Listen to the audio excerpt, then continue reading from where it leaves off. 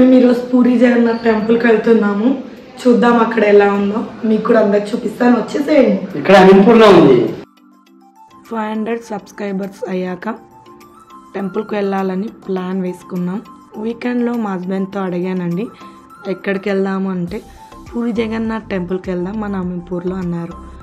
ఆగండి అమీన్పూర్లో ఎక్కడ అనుకోగలరు, అమీన్పూర్ కాదండి, అమీన్పూర్ నుంచి కృష్ణారెడ్డిపేట రూట్ వెళ్ళంగా మన outer ring road exit number 4కి వెళ్తే మన పూరి జగన్నాథ్ టెంపుల్ వస్తుందండి. Ameenpur to Puri Jagannath temple 10 kilometres అండి. నేను మా హస్బెండ్ అయితే ఒక బైక్ పైన వెళ్తున్నాం, మా పిల్లలు మా బ్రదర్ ఒక బైక్ పైన వెళ్తున్నారండి. ఇప్పుడే రీచ్ అయ్యాం మేము. వ్యూ మాత్రం అదిరిపోయింది. నేను మా పిల్లలు అయితే చాలా ఎక్సైటింగ్గా ఉన్నాం లోపలికి వెళ్ళాలని. టెంపుల్ మాత్రం టోటల్ కన్స్ట్రక్షన్ అవ్వలేదు, మిడిల్లో మాత్రమే అయ్యింది, సైడ్లకి ఇంకా అవ్వాలేమో.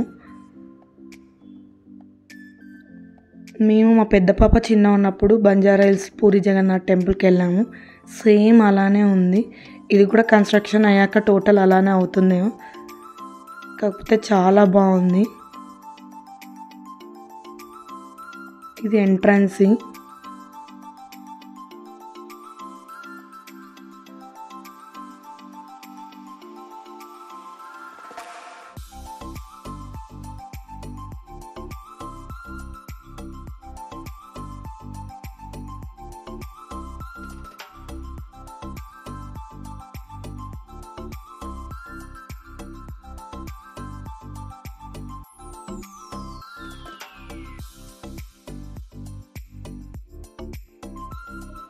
మా చిన్న పాపకు టెంపుల్స్ అంటే చాలా ఇష్టం. తొందరగా బ్రేక్ఫాస్ట్ కంప్లీట్ చేయనా, తొందరగా వెళ్దామంటే ఫాస్ట్గా తినేసింది.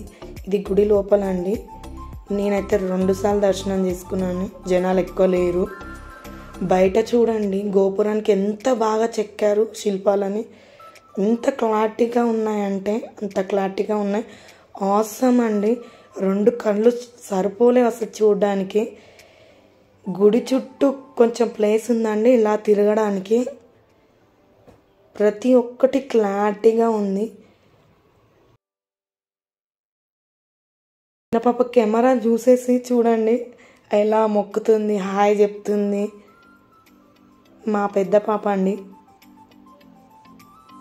చూడండి గుడి గోపురం ఎలా ఉందో. ఇంకా కన్స్ట్రక్షన్ సైడ్కి అవ్వాలి, అవుతే బాగుండే, ఇంకా బాగుంటుందేమో.